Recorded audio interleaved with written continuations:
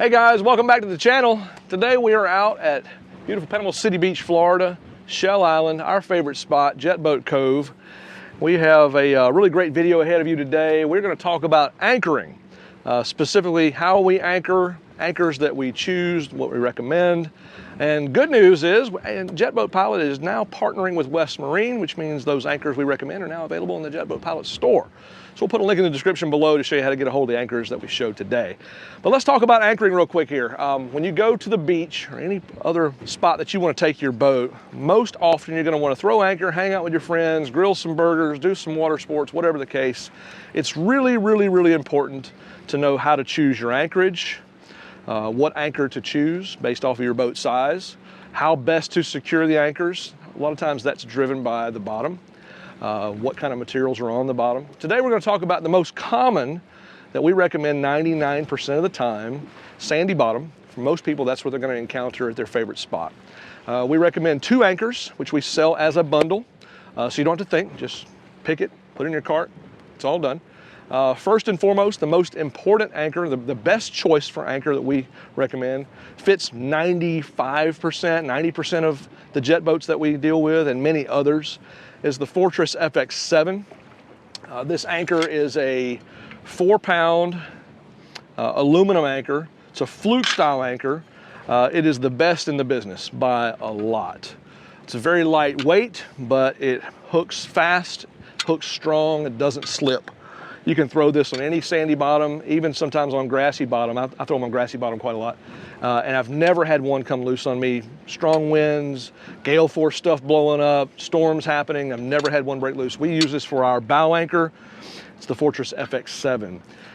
Also, as part of the kit, what you'll need and what will come with the kit is 4 feet of galvanized 3/8 chain. It's important for keeping that anchor line on the bottom. As you're trying to set it, you want to set it sliding across the bottom, not trying to come up. So the anchor chain is important. 4 foot is plenty. Some say you want to do half the length of your boat. It is overdoing it, unless you're in 100 foot of water. In that case, maybe that's different. Shackles, we include 2 3/8 galvanized shackles, as well as 100 foot of 3/8. This is just your standard anchor line with the spliced iron thimble here. I think some call this twist. But recommended for boats of this size. Definitely good for any boat in the range of 19 to 28 foot. Totally fine. So I'm going to show you how to assemble this real quick here, and then we're going to show you how we selected our anchors today and how to set this thing up for the perfect day at the beach. For your first task, take your galvanized shackle out. We're going to pass this shackle through the end of the Fortress. We're going to take our chain, find the end. I'm going to pass the pin through the shackle and through the chain into the threaded end. Now at this step, if you're doing this at home, throw a little Loctite on this. Some blue is good, some red's fine. And after you're done, finger tightening it, I'd recommend having some sort of driver handy, just to give it another twist. Just going to give it a little cinch there to make it tight.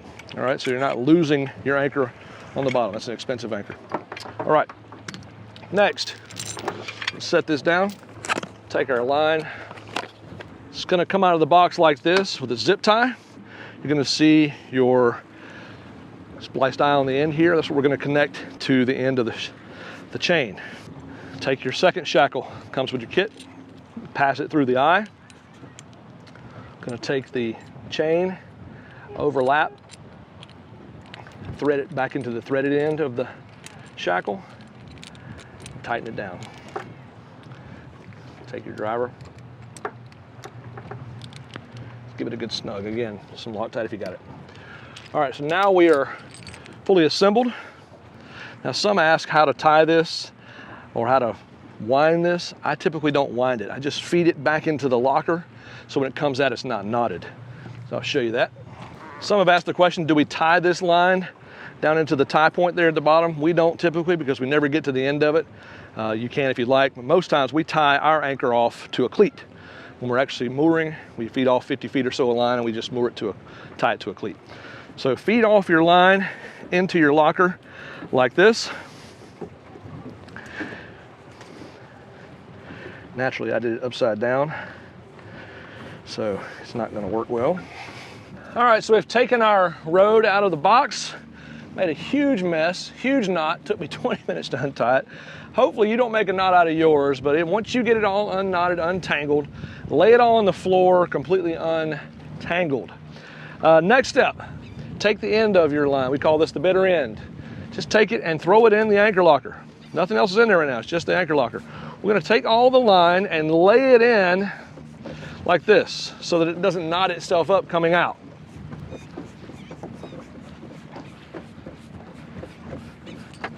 Now that we're down to the chain, gonna handle the chain carefully. We don't want to rub it against our gel coat.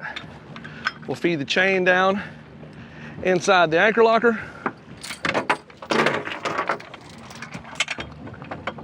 Secure our anchor with the hold downs. So now that's safe to transport. You always want to latch those little wing nuts in your hold downs there so the anchor's not popping out, scarring up the inside of your locker. All right, now let's talk about selecting our anchorage. If you look around, look at where the wind is blowing. See how the waves are all pushing that direction? Notice all the pontoon boats. See how they all are facing bow into the wind and stern downwind? That's important because you don't want to be anchoring your boat broadside into the wind. You're going to get a lot of this rocking stuff going on. It's much easier to deal with this than it is to deal with this, the way that it feels in your head. So ideally, we're going to turn the boat around. We're going to point the bow out that way. We're going to put the stern this direction. We're going to pull our anchor and we'll flip it around. Show the next piece next. All right, we're going to shut our engines down. We're going to go up front here and grab our anchor. Now, you've seen a lot of people in movies throw these anchors. You really don't want to do that. Just take your anchor, drop it right out front. You're going to want to feed off enough line here to allow you to get back to the depth that you chose. I usually try to choose somewhere around thigh deep. Just let the wind do the work. Just let the boat just drift back. Now on this boat, we have a cleat right out here in the front. Your boat may not have that. You may just have a port side or a starboard side cleat. Choose cleat in the front, let's say on the port side. We're going to tie on the stern to the opposite side. In this case, because it's center line, doesn't matter. We're just going to tie to the center. I've got probably 50 or so feet tied off or let out here now. So I'm going to go ahead and tie off cleat hitch here. As we showed you in a previous video, wrap it around, make one full turn, come over the top, come back, and make your 2 fingers. So that's a good cleat hitch there. I mentioned that about the depth. For those of you guys that are in tidal areas, if you have a tide to contend with, you have to consider, is the tide going to go out today? Or is the tide going to come in? You don't want to be sitting on the sandbar when the tide goes out. So you take a walk, you forget, you come back, the boat's high and dry. So consider that. Consider your tidal fall. If you're in a freshwater zone, not a big deal. For you tidal guys, consider that. Always keep it in about thigh deep or so. If you see it's going out, walk the boat out some and reposition your anchor. All right, I have fed out probably 50 or so foot of line here with my galvanized. And by the way, this is part of the kit here. When you buy the anchor kit from JetBoatPilot, you have a choice to buy just the bow anchor or buy the combo. Doing this type of anchorage in a sandy bottom beach like this, it's always best to put out 2 anchors.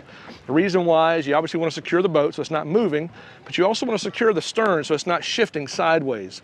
Other boats coming and going, your boat's not sliding around, hitting other boats. So having a second anchor is always important.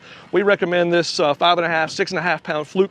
That's just part of your kit on JetBoatPilot. Again, put the link in the description below, be part of the bundle, or you could buy it separately if you'd like.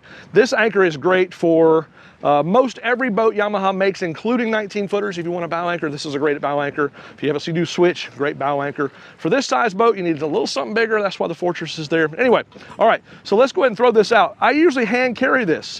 Fed the line out, I've already tied it off on the cleat. I'm gonna hop in the water here. Notice I'm about thigh deep, a little deeper. I'm gonna walk it back. Let the anchor fall and make sure it's not tangled. In order to tighten it up now and make sure it's set, we'll come up front. We'll tug on it. Make sure it's good and set. And then we'll tie it off here to make it tight.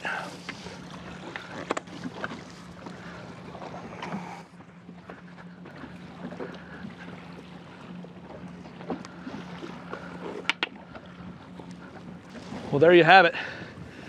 Now you have both your anchors out, bow and stern. We're into the wind here with our bow. The boat's not gonna be rocked too bad. Good depth, don't have to worry about the tide too much. And that stern anchor is gonna keep our boat from shifting around a lot, so other boaters are not gonna be inconvenienced. As other boaters come in, you're gonna see them kind of doing the same thing. Again, sandy bottoms, this is kind of the setup you want. Now, if you're in rocky bottoms, other type of situations, this may not be the best anchor setup for you. Some are using a grapnel style, some are using a box anchor, and that's something that we haven't gotten into. Maybe we'll deal with that on a later video. But these are the things we've learned over the past 20 years of boating here on the Gulf Coast, sandy bottoms, those sorts of things. If you have questions about this setup, please comment below. I'd be glad to answer those questions for you. Once again, these items are in the JetBoatPilot store. We appreciate you watching this video. And by the way, if you like this one, check this one out.